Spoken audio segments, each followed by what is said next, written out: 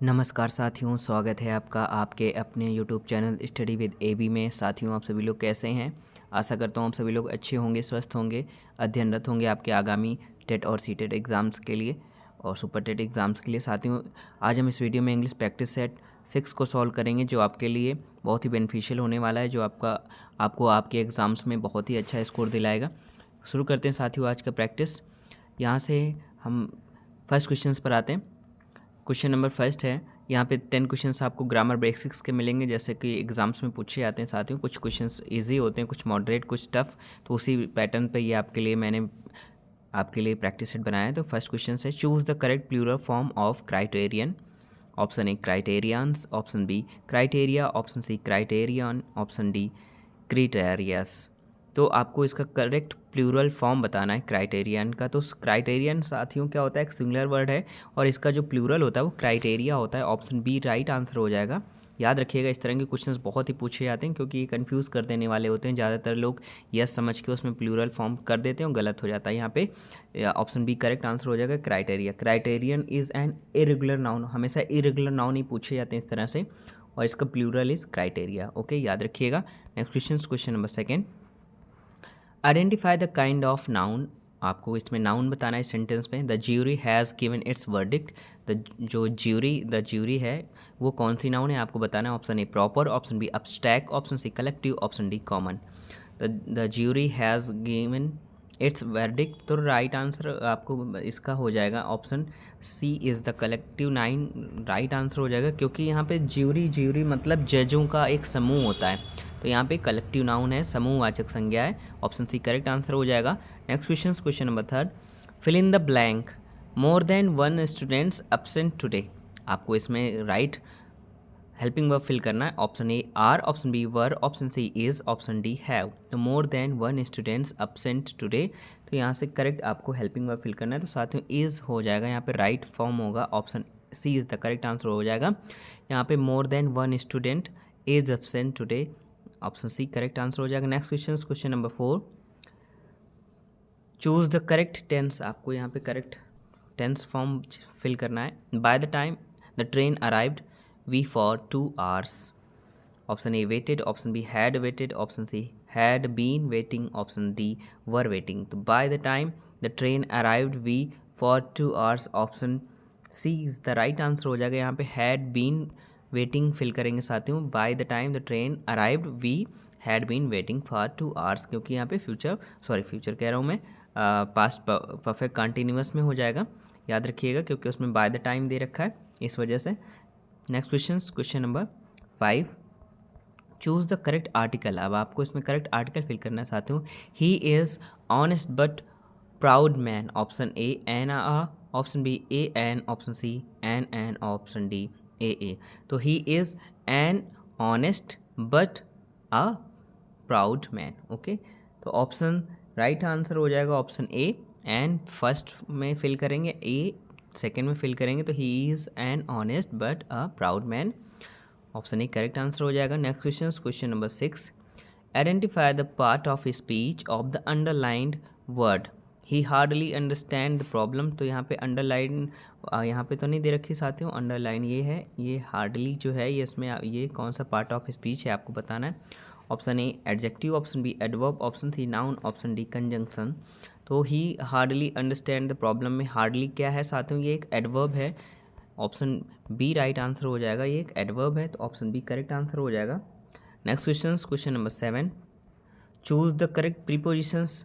C is married a doctor. Option A with, option B by, option C to, option D for. तो she is married a doctor, इसका correct यहाँ पे आपको prepositions fill करना है। तो हमेशा याद रखिएगा मैरिड के बाद साथ ही टू आता है, तो she married to a doctor with कर देंगे तो आप गलत कर देंगे, इसलिए यहाँ पे ध्यान से करिएगा। She is married to a doctor, married के बाद हमेशा टू फिल करते हैं, correct usages is married to होता है। ओके, तो साथियों आपको वीडियो कैसा लग रहा है ज़रूर बताइएगा मेरे प्यारे साथियों, और वीडियो अच्छा लग रहा हो तो लाइक कर दीजिएगा, चैनल को सब्सक्राइब नहीं किया तो सब्सक्राइब करके बेल आइकन जरूर प्रेस कर लीजिएगा, जिससे आपको टाइम से वीडियो के अच्छे नोटिफिकेशंस मिलते रहें और आपकी प्रिपरेशंस आगामी टेट एग्ज़ाम्स के लिए होती रहे। साथियों ये मत समझिए कि आपके पास अभी बहुत समय है, धीरे धीरे आप प्रैक्टिस करते जाएंगे तो आपके लिए अच्छा आप स्कोर कर पाएंगे आप अपने एग्जाम्स में। साथियों आते हैं क्वेश्चन नंबर 8 पे। Choose the synonym of eliminate. Eliminate का आपको करेक्ट इसका सिमिलर वर्ड बताना है। Option A create, option B remove, option C join, option D improve. तो choose the synonym of eliminate, तो एलिमिनेट का मतलब होता है साथियों किसी भी चीज़ को हटाना, ओके। और रिमूव का भी मतलब होता है हटाना। तो ये करेक्ट आंसर इसका हो जाएगा remove, option B correct answer हो जाएगा। Next question, question number 9। Choose the antonym of explicit. इसका अपोजिट वर्ड आपको बताना। Option A clear, option B obvious, option C implicit, option D direct. तो choose the antonym of explicit, तो correct आपको इसका opposite word बताना है। तो एक्सप्लिक्ट का मतलब होता है साथियों क्लियर, ओके। और इम्प्लिक्ट का मतलब होता है नॉट डायरेक्टली स्टेटेड, यानी कि कोई भी चीज़ स्पष्ट। इम्प्लिक्ट का मतलब स्पष्ट, और यहाँ पे इसका अपोजिट वर्ड हो जाएगा अस्पष्ट। तो यहाँ पे ऑप्शन सी करेक्ट आंसर हो जाएगा। एक्सप्लिक्ट का अपोजिट क्या होगा? इम्प्लिक्ट होगा, याद रखिएगा। Next question, question number 10। Choose the correct word, आपको यहाँ पे फिल करना है। He spoke in a very manner, option A politely, option B polite, option C politeness, option D impolite. तो he spoke in a very manner, तो इसका right answer आपको भरना है, यहाँ तो फिल हो जाएगा polite. He is spoke in a very polite manner, option B correct answer हो जाएगा। Next question, question number 11। यहाँ से एडवांस ग्रामर आपके साथ में स्टार्ट होती है। Question number 11। Change into passive voice. People say that he is honest, इसका करेक्ट आपको पैसिव वॉइस बताना है। बहुत ही अच्छा क्वेश्चन है साथियों। Option A it is said that he is honest, option B he is said that he is honest, option C he was said to be honest, option D it was said he is honest. तो इसका correct आपको passive बताना है। ये अपनी तरफ में एक यूनिक क्वेश्चन है साथियों, और इस तरह के क्वेश्चन एग्जाम से पूछे जाते हैं ताकि लोग कंफ्यूज हो जाते हैं। बहुत टफ नहीं है, सिंपल सा है। यहाँ पे people say that he is honest है, तो यहाँ पे क्योंकि यहाँ पे हमें पैसिव में चेंज करना है, तो यहाँ पे और तो कोई ऑब्जेक्ट है नहीं हमारे पास, तो हमें खुद से ऑब्जेक्ट इसे बनाना है। तो यहाँ पे हो जाएगा it is said that he is honest. क्या हो जाएगा? It is said that he is honest, option A is the right answer हो जाएगा। क्योंकि यहाँ पे एक impersonal passive structure is correct होगा, ओके। यानी समान कथन के लिए इट इज़ सेड दैट से स्टार्ट करते हैं। Next question, question number 12। Change into indirect speech, आपको इसको इनडायरेक्ट में सेंटेंस में कन्वर्ट करना है। ऑप्शन सेंटेंस है आपका he said I did not steal the money, option A he said that he does not steal the money, option B he said that he had not stolen the money, option C he said that he did not steal money, option D he says he had not stolen the money. तो इसका correct indirect हो जाएगा। तो he said common neutral comment की जगह साथियों को आ जाएगा दैट, और आई कन्वर्ट्स हो जाएगा ही से, तो ही, और यहाँ से डिड नॉट और स्टील, यहाँ पे क्या हो जाएगा? मनी। तो इसका करेक्ट आंसर क्या हो जाएगा साथियों? Option B is the right answer हो जाएगा, ओके। ऑप्शन बी क्या हो जाएगा? राइट आंसर हो जाएगा। He said that he had not stolen the money, simple past को पास्ट परफेक्ट में चेंज हो जाता है, याद रखिएगा। तो he said that he had not stolen the money, option B correct answer हो जाएगा। Next question, question number 13। Choose the correct question tag, आपको क्वेश्चन टैग इसका बताना है। No one was present, option A was he, option B were they, option C was there, option D weren't they. तो no one was present, तो इसका correct question tag बताना है। तो यहाँ पे नो वन ऑलरेडी पहले ही से ही लगा हुआ है, तो ये सिंपल में होगा, तो यानी यहाँ पे वर दे आएगा। क्या आएगा साथियों? वर they, option B correct answer आ जाएगा। इस तरह क्वेश्चन से याद रखिएगा, बहुत ही आता है और बहुत ही ज़्यादातर साथियों के गलत हो जाते हैं, तो इसको ध्यान से करिए, क्योंकि क्वेश्चन टैग का मतलब ये होता है डजंट, डोंट, इस तरह से लिखना, वारंट, आरंट, इस तरह से लिखना होता है। लेकिन अगर आपका निगेटिव से ही स्टार्ट हो सेंटेंस, तो फिर वहाँ पे एक फिर अफॉर्मेटिव में लिखते हैं उसको। तो नो वन वॉज प्रेजेंट, तो यहाँ पे वर दे हो जाएगा, option B. And no one is already negative, और पॉजिटिव इसका टैग क्या होगा? प्लूरल फॉर्म में होगा, तो याद रखिएगा इसको। तो नो वन के लिए हमेशा टैग वर दे ही इस्तेमाल करते हैं। Next question, question number 14। Identify the error. He is one of the teachers who teach English well. आपको बताना है कि इस सेंटेंस में किस पार्ट में एरर है। Option A he is, option B one of the teachers, option C who teach, option D English well. तो he is one of the teachers who teach English well, तो इसमें से आपको error है who teach जो है वो साथियों यहाँ पे एरर होगा। यहाँ पे क्यों एरर है, यहाँ पे हु रेफर्स टू टीचर्स, इसलिए यहाँ पे क्या आना चाहिए, टीच आएगा, ना कि टीच आएगा। ओके, तो रिलेटिव प्रोनाउन के बाद प्लूरल वर्ब आता है, तो याद रखिएगा यहाँ पे हु टीच आएगा। ओके, ना कि टीच आएगा। तो यहाँ पे हो जाएगा he is one of the teachers who teach English well. Okay, option C correct यहाँ पे होगा। Next question 15, choose the correct conditional, आपको कंडीशनल यहाँ पे फिल करना है। Had he been careful he the accident, option A would avoid, option B would have avoided, option C will avoid, option D had avoided. तो इसका correct आपको बताना है। तो यहाँ से हो जाएगा had he been careful he would have avoided, option B correct answer हो जाएगा। क्यों होगा साथियों, याद रखिएगा क्योंकि थर्ड कंडीशनल है यहाँ पे और इमेजिनरी पास्ट कंडीशन है, तो इसलिए हमेशा याद रखिएगा कि इफ़ अगर आया है, इफ़ ओमिटेड फॉर्म तो वुड हैव प्लस वर्ब की थर्ड फॉर्म आती है, तो इसलिए यहाँ पे had he been careful he would have avoided the accident. Okay, next question number 16, choose the correct conjunction, आपको यहाँ पे बताना है, क्या फिल करेंगे। He is not only intelligent hard working, option A but also, option B and also, option C so also, option D are also. तो he is not only intelligent hard working, तो इसमें correct हो जाएगा साथियों यहाँ पे but also आएगा। तो he is not only intelligent but also hard working, यानी कि वो केवल बुद्धिमान ही नहीं है, बाकी बहुत ही कठिन परिश्रमी भी है। ऑप्शन ए करेक्ट आंसर हो जाएगा। Next question number 17, choose the correct form of verb, आपको वर्ब की करेक्ट फॉर्म फिल बतानी है। The quality of the apples good, option A are, option B were, option C is, option D have. The quality of the apples good, तो यहाँ पे correct form of the verb fill करना है, तो right answer हो जाएगा option सी होगा।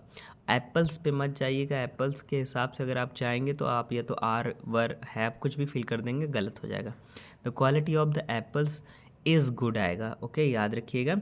अब क्यों आएगा, क्योंकि यहाँ पे सब्जेक्ट इज़ क्वालिटी है, ओके, ना कि एप्पल्स है, तो क्वालिटी के हिसाब से यहाँ पे हेल्पिंग वर्ब फिल करेंगे, ना कि एप्पल्स के हिसाब से, याद रखिएगा साथियों। Okay, the quality of the apples is good आएगा, option C is the right answer हो जाएगा। Next question number 18, choose the correct modal, आपको करेक्ट मॉडल यहाँ पे फिल करना है।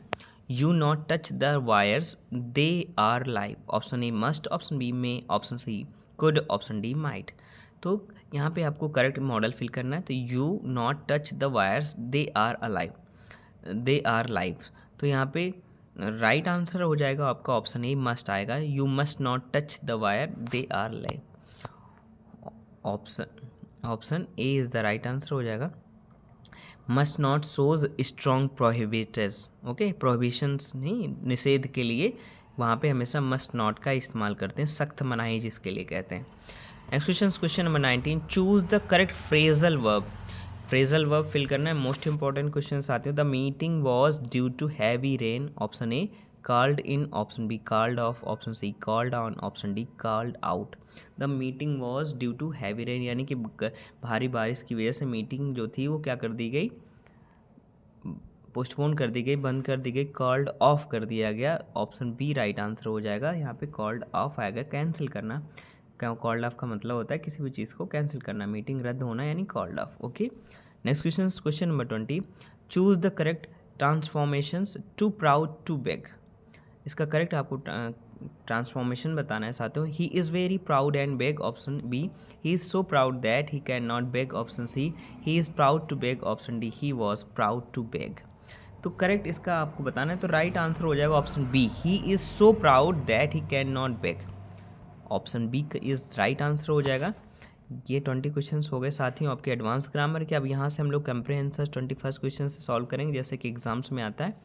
तो मैंने अभी आपके लिए छोटा सा ही कंप्रीहेंशन बनाया है, फिर धीरे धीरे हम लोग और बड़े कंप्रीहेंशंस की प्रैक्टिस करेंगे। पहले छोटे से शुरुआत करते हैं साथियों।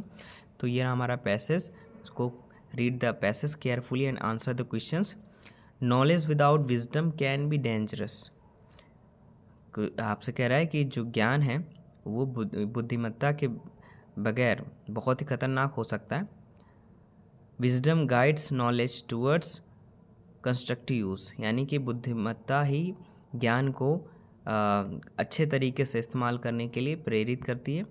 N educated but unwise person may misuse information.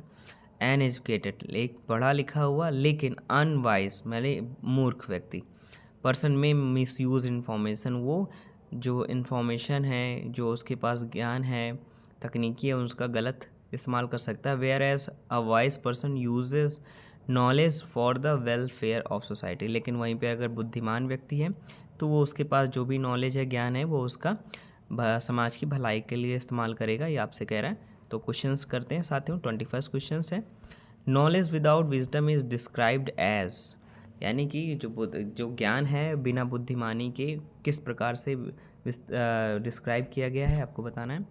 Option A harmless, option B dangerous, option C useful, option D essential.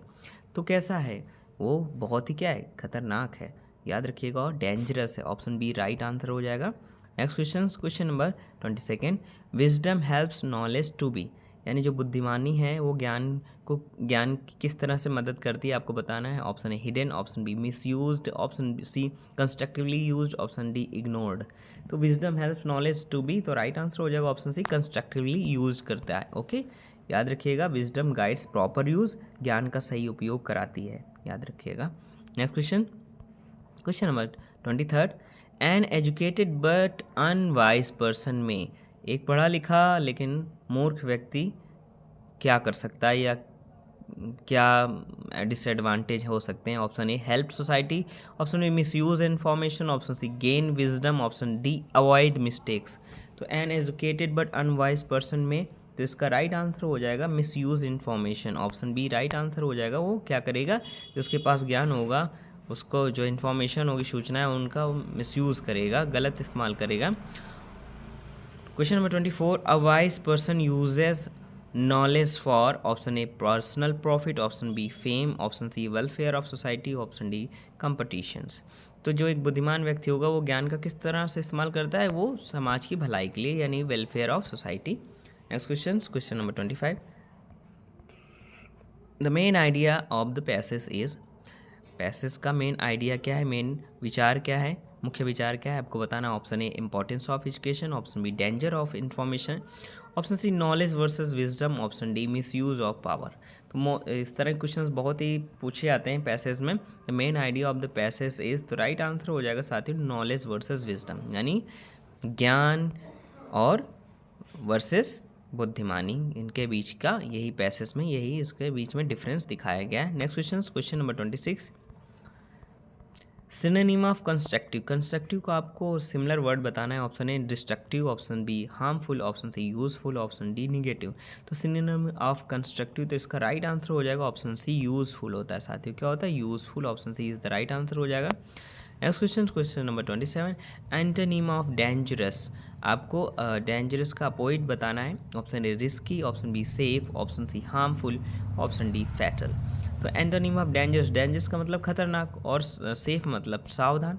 Okay, तो राइट आंसर हो जाएगा option B is the right answer हो जाएगा। Next question number 28, the word whereas means, जो word है आपको where as, उसका मतलब क्या है, आपको बताना है। Option A because, option B therefore, option C but, option D although. The word whereas means, तो इसका मतलब होता है साथियों लेकिन, क्या होता है, लेकिन। तो लेकिन मतलब बट मतलब लेकिन, वेयर एज मतलब भी लेकिन। Okay, next question number 9, the passage suggest that wisdom is, option ए, यानी कि पैसेज क्या आपको सलाह दे रहा है कि बुद्धिमानी है, ये आपको बता रहा है, क्या बता रहा है उसके बारे में। ऑप्शन ए अननेसेसरी यानी अनावश्यक है, option B more important than knowledge, यानी बहुत ही अधिक महत्वपूर्ण है ज्ञान से, option C equal to money, यानी कि पैसे के बराबर है, ऑप्शन डी हार्मफुल और बहुत खतरनाक है, हानिकारक है। तो the passage suggest that wisdom है, यानी बुद्धिमानी कैसी है, तो बुद्धिमानी क्या है, मोर इम्पॉर्टेंट दैन नॉलेज, यानी कि ज्ञान से अधिक ज़्यादा महत्वपूर्ण है। तो ऑप्शन बी इसका क्या हो जाएगा, राइट आंसर हो जाएगा। ये रहे आपके साथियों 29 क्वेश्चंस। अपना स्कोर वीडियो क्लास में जरूर बताइए कैसा रहा, आपको वीडियो कैसा लगा ये भी बताइएगा। वीडियो अच्छा लगा हो तो लाइक कर दीजिए, चैनल को सब्सक्राइब नहीं किया तो सब्सक्राइब करके बेल आइकन जरूर प्रेस कर लीजिए, जिससे आपको अच्छे वीडियो के नोटिफिकेशन टाइम टू टाइम मिलते रहे, और अपने दोस्तों के साथ भी इसे शेयर कर दीजिए जिससे उनको भी इसका बेनिफिट मिल सके। साथियों आते हैं आज के अंतिम प्रश्न पर, लास्ट क्वेश्चन पर। The tone of the passage is option A humorous, option B moralistic, option C narrative, option D critical. तो the tone of the passage की टोन कैसी है, ठीक है, किस बारे में कहना चाह रहा है, तो वो कैसी है कहानी, ये मोलरिस्टिक है, ठीक है, यानी कि मॉरल से भरपूर है। The passage gives moral teaching, okay, नैतिक शिक्षा देने वाली टोन है। तो option B is the right answer हो जाएगा। तो ये रहे साथियों आपके 30 मोस्ट इंपॉर्टेंट क्वेश्चंस। अपना स्कोर जरूर बताइएगा वीडियो क्लास में। वीडियो तक के लास्ट तक बने रहने के लिए थैंक यू सो मच साथियों।